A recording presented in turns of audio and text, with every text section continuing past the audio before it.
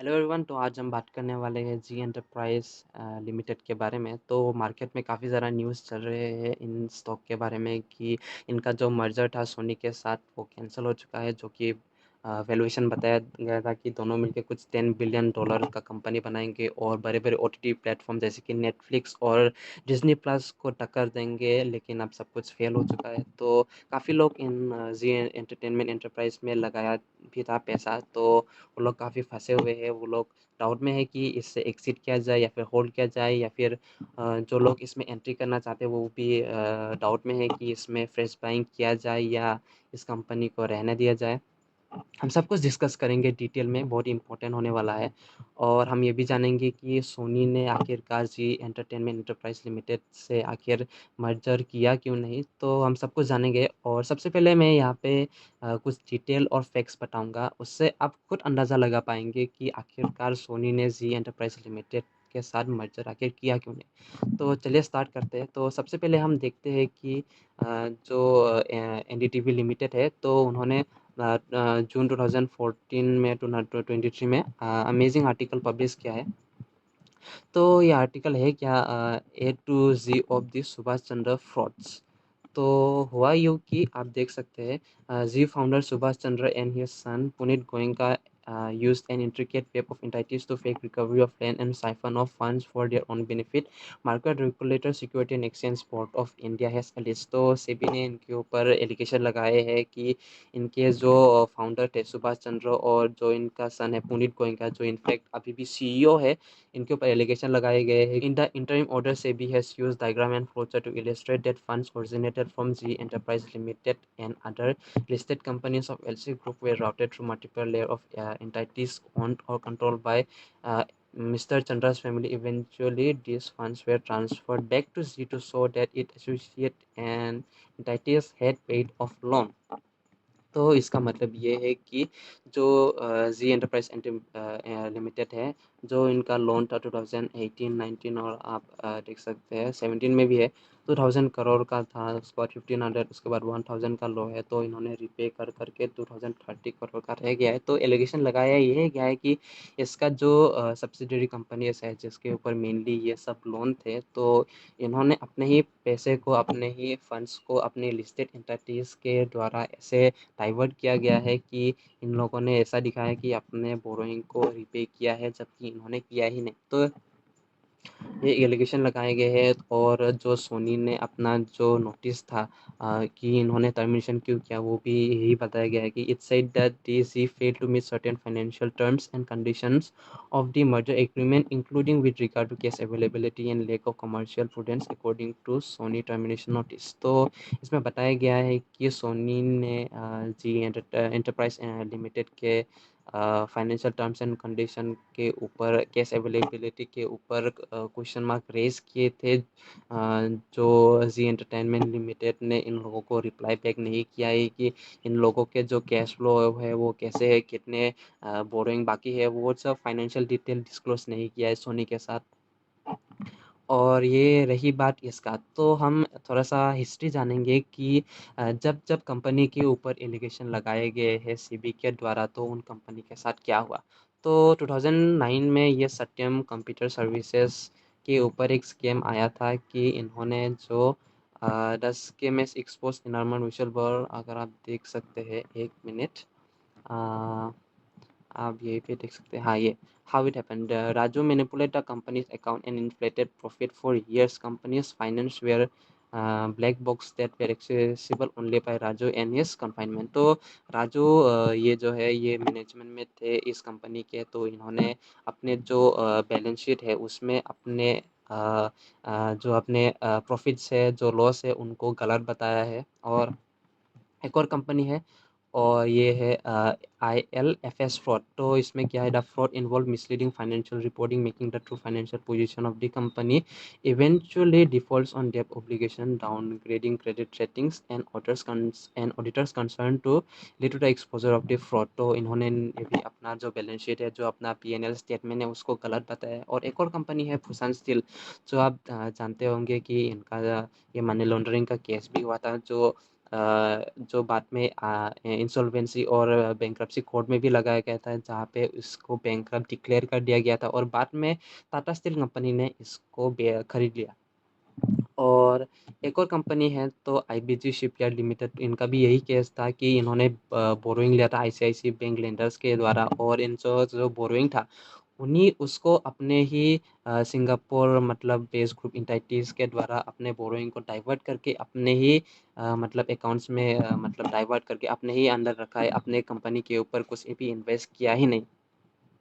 और अगर आप देखें तो इन सभी कंपनी के साथ क्या हुआ है कि सत्या कंप्यूटर लिमिटेड सब ऐसे बैंकरप्ट हो गया है। और आप देख सकते हैं आईएलएनएफएस फ्रॉड, इसका अभी क्या हाल हो चुका है। IL&FS is sitting is of 90,000 crore डेप्ट asset resolution so far ILNFS has discharged a total debt of 35,600 crore as of September 2023 30 September। तो इनके ऊपर 90,000 करोड़ के डेब्ट थे और 35,000 करोड़ का इन्होंने लोन चुकाया भी है।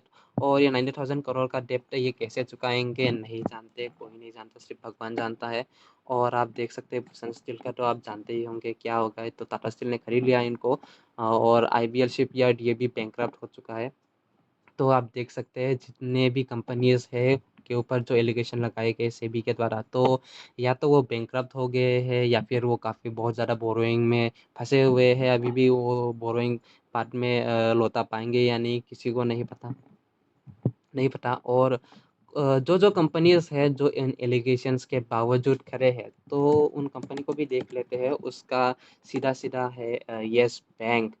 तो आप देख सकते हैं यस बैंक फ्रॉड के अगर हम देखें, यस बैंक फ्रॉड अगर हम देखें तो आप देख सकते हैं अ, ये पता नहीं क्या हुआ है, एक minute. Yes Bank fraud news अगर हम देखें तो the special court in Mumbai granted bail to co founder, पता नहीं ये तो अलग है, पर आप देख सकते हैं। तो यहाँ पे दिया नहीं है तो मैं बता देता हूँ। तो ये जो राणा कपूर थे जो इनके को फाउंडर और सीईओ भी थे उस समय, तो इन्होंने मनी लॉन्ड्रिंग केस के द्वारा जो इनको अरेस्ट भी किया गया था 2020 में मार्च में, और अभी बेल मिल गया है इन्हें। लेकिन आप देख सकते हैं तो उसके बाद आपको बताइए येस बैंक का हाल क्या हुआ है। इनका ये शेयर प्राइस ये गिर के 90 आप देख सकते हैं यहाँ पे 98% यानी कि ज़ीरो, लगभग ज़ीरो हो चुका है। और आप देख सकते हैं एक और आप देख सकते हैं पंजाब नेशनल बैंक, तो इसी का भी सेम ही केस था। आप ये मतलब बोल सकते हैं कि इसमें जो नीरव मोदी जी है उन्होंने इसका जो लोन रिपे नहीं किया। तो मैं बता दूँ जो भी ये सब काम होता है ना वो मैनेजमेंट के वजह से ये होता है कहीं न कहीं, क्योंकि मैनेजमेंट ने स्ट्रिक्ट एक्शन लिया नहीं या फिर वो उन्होंने अपना इन सबको फ्रॉड को होने दिया, तो इसमें भी हुआ है। तो ये पंजाब नेशनल बैंक धीरे-धीरे रिकवर हो रहा है। लेकिन मैं एक इम्पोर्टेंट बात बता दूँ, ये जो येस बैंक है, ये पंजाब नेशनल बैंक है, ये सब जो रिवाइव हुए हैं वो रिवाइव नहीं हुआ है, उन्हें रिवाइव किया गया है। तो इसका रीज़न ये है कि इन इन बैंक के ऊपर पब्लिक के काफ़ी ज़्यादा पैसे बैंक में पड़े हुए थे। तो अगर ये बैंकरप्ट हो जाते तो काफ़ी ज़्यादा जो कस्टमर थे, जो इंडियन पॉपुलेशन के लोग थे जिनके ऊपर इनका बैंक में पैसा था, तो वो भी रिस्क में आ चुका था। और अगर ये कहीं न कहीं बैंक अगर सपोज़ बैंकरप्ट हो जाता तो काफ़ी बड़ा एक क्वेश्चन मार्क उठाया जाता कि इंडियन बैंकिंग सिस्टम में, तो आप और मैं हम बिल्कुल भी हमें डर लगने लगता कि हम एचडीएफसी में पैसे लगाए कि नहीं, कोटक महिंद्रा बैंक में लगाए कि नहीं, एसबीआई में पैसा लगाए कि नहीं। क्योंकि अगर ये बैंकरप्ट हो जाता तो एक बहुत बड़ा क्वेश्चन मार्क होता। तो इसको बचाने के लिए ही इन सबको रिवाइव किया गया है। लेकिन आप देख सकते हैं इन कंपनीज़ को भला कौन रिवाइव करेगा? क्यों क्यों करेगा? आप देख सकते हैं भुजन स्टील, एबीसी क्यों रिवाइव करेंगे इसको? तो इसका यही हाल हुआ है। क्या हुआ है? और एक और कंपनी है मैं आपको बताऊँगा, ये क्लासिक एग्ज़ाम्पल है, क्योंकि इन सब कंपनीज़ है इनके तो चार्ट अभी भी screener.com पे अवेलेबल ही नहीं है। और जिसका अवेलेबल है वो क्लासिक एग्ज़ाम्पल है, आप देख सकते हैं। ये ब्राइटकॉम ग्रुप का है, अगर आप देख सकते हैं ब्राइटकॉम ग्रुप का। तो इसमें हुआ क्या ये है कि आप देख सकते हैं एज़ ऑफ 2023 ये अपडेट किया नहीं है इन लोगों ने। तो देख सकते हैं तो बोरोइंग इनका ज़ीरो है। जो रिज़र्व है वो बढ़कर इनका 7000 हो चुका है और इनका फ़िक्स्ड एसेट भी 1000 है। उसके बाद 320 का इसका कैपिटल वर्क इन प्रोग्रेस भी था और उसके बाद आरओसीई भी 30% था। तो डेब्ट टू इक्विटी में डेब्ट to equity price to book value sorry वो 22% है। यानी कि मतलब जो इनका जो मतलब जितना पैसा है उससे अगर कंपैरेटिवली ये आप देख सकते हैं ये करीब 78% डिस्काउंट में ट्रेड कर रहा है। लेकिन क्या हुआ कि बीच में ये न्यूज़ आता है कि the market regular said that the firm जो ब्राइटकॉम जो ग्रुप थे the firm understated expenditure and overstated profit for 5 years beginning in 2014 and 15।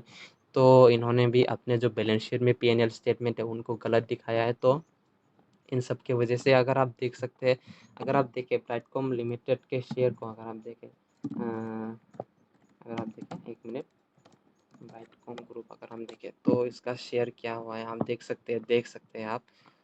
तो अगर आप देखें इसका जो लाइफ टाइम हाई है तो अगर आप देखें इससे कितना गिर चुका है अगर आप देखें 1 मिनट तो ये करीब 94% गिर चुका है। यानी कि ज़ीरो लगभग ज़ीरो अगर 100 रुपीज़ लगाया है तो आपके पास सिर्फ़ और सिर्फ़ अगर हम वॉल्यूम को हाइड कर लेते हैं 1 मिनट तो सिर्फ़ और सिर्फ़ 6 रुपए बचे होंगे। तो इसका मतलब ज़ीरो ही है सीधा-सीधा।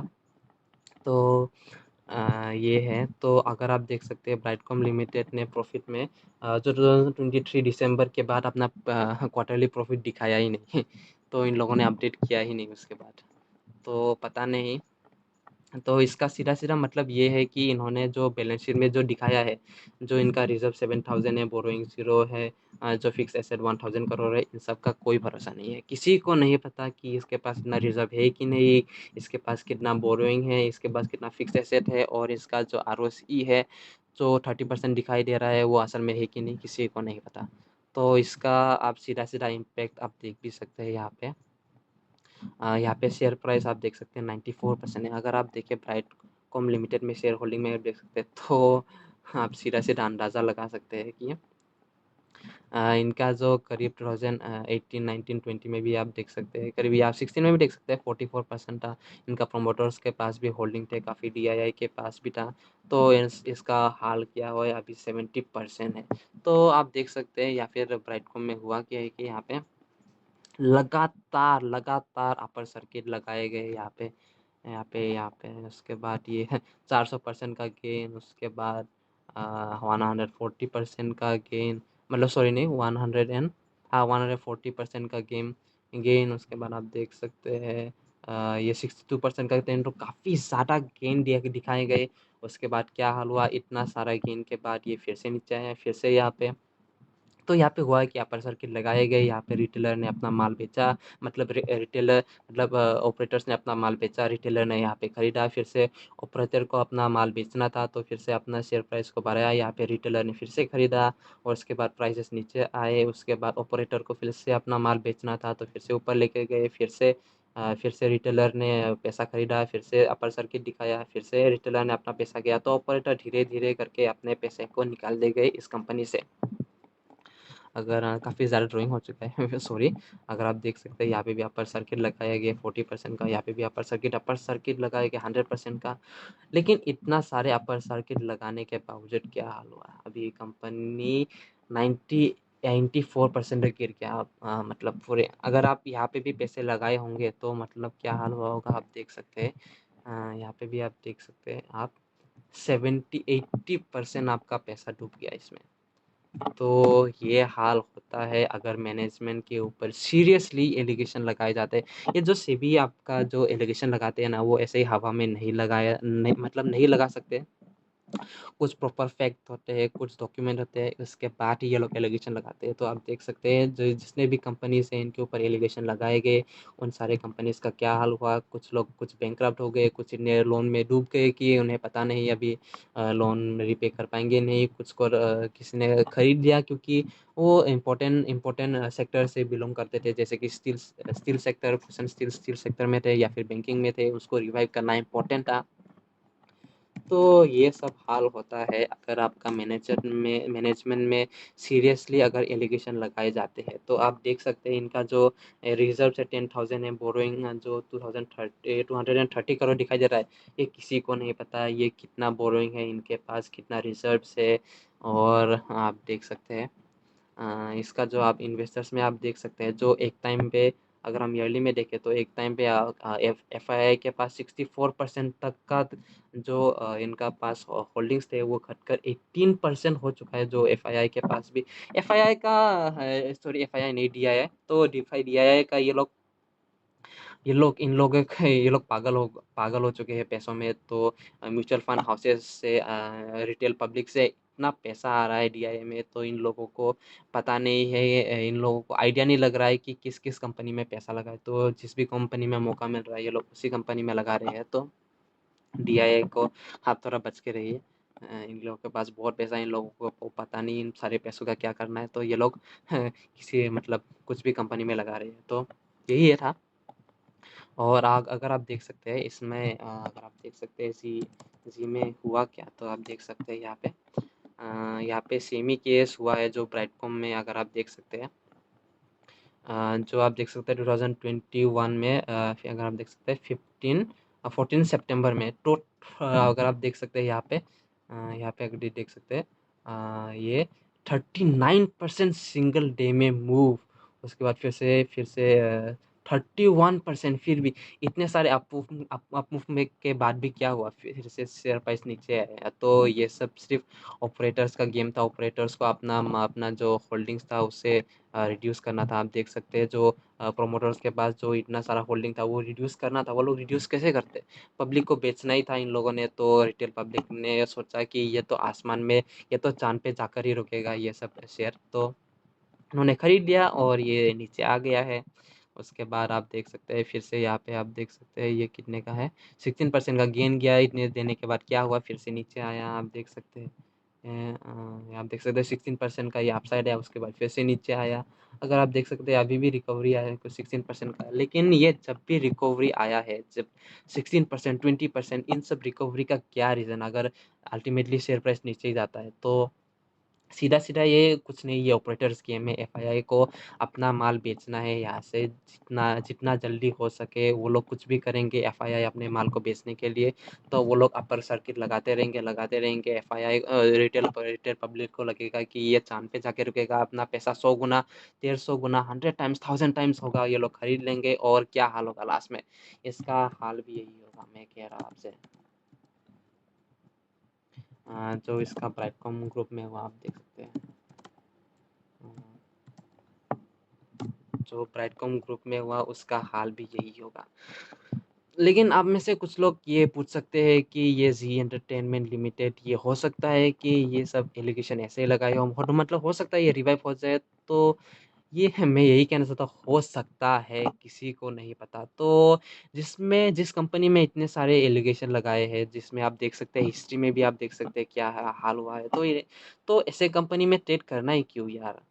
आप इतने सारे कंपनीज़ है, आप इन्वेस्ट कर सकते हैं। मैं भी ट्विटर में अपने वीडियोस में डालता रहता हूँ, इतने सारे कंपनीज़ है।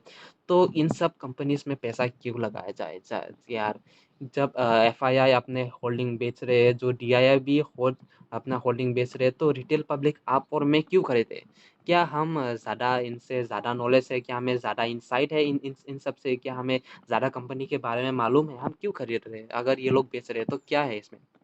तो इसमें डेयरिंग डेयरिंग करने वाली कोई बात नहीं है, हम सब बेवकूफ़ ही होंगे जगह अगर हम खरीदेंगे। तो अब क्वेश्चन ये आता है, अब ये तो पता चल गया कि आज में फ्रेश बाइंग बिल्कुल भी करना नहीं चाहिए। तो अब बात ये आता है कि ये जिन्होंने इसमें पैसा फँसे हुए हैं उन लोगों को क्या करना चाहिए। तो आप अकेले नहीं हैं, अगर आप फँसे हुए हैं तो आप देख सकते हैं यहाँ पे इन्वेस्टर में एफआईआई भी काफ़ी 18% अभी भी फँसे हुए हैं। डीआईआई तो अब मैं इसे कंसिडर ना करना नहीं चाहता, एफआईआई भी 18% फँसे हुए हैं। तो क्या होगा, मैं थोड़ा-सा अगर आप देखें तो ये क्या हो सकता है, ये हो सकता है कि ये शेयर प्राइस फिर से ऊपर जाए ऊपर जाए इन द सेंस कि एफआईआई अपने माल बेचेंगे, तो जब ये प्राइस ऊपर आए तो आप ये मत सोचिए कि हाँ, ये तो रिवाइवल हो गया बिज़नेस का, अब तो ये सीधा 100 टाइम्स 10 टाइम्स हो जाएगा, ये तो ऐसा बिल्कुल भी नहीं है। जब भी मौका आए, जब ये ऊपर आएगा तो ऊपर आना ही है, क्योंकि इन लोगों को भी अपना माल बेचना है, तो तब चुपचाप अपना माल बेच के यहाँ से निकल जाना। और मैं ये डिस्क्लेमर दे दूँ कि ये कोई बाय एंड सेल रिकमेंडेशन नहीं है, ये सिर्फ़ एक एजुकेशनल पर्पज़ के लिए है, ताकि आप भी अपने लिए ऐसे एनालिसिस करना सीख सकें। और यही था गाइस, पसंद आया है तो लाइक करिए, सब्सक्राइब करिए, क्योंकि मैं अपने चैनल पे ऐसा वीडियो डालता रहता हूँ। और आखिर में मैं यही कहना चाहूँगा कि अगर हम रिटेलर एक-दूसरे की मदद नहीं करेंगे, तो सीरियसली ऐसी वीडियो बना के समझाने वाला हमें कोई और नहीं आने वाला है।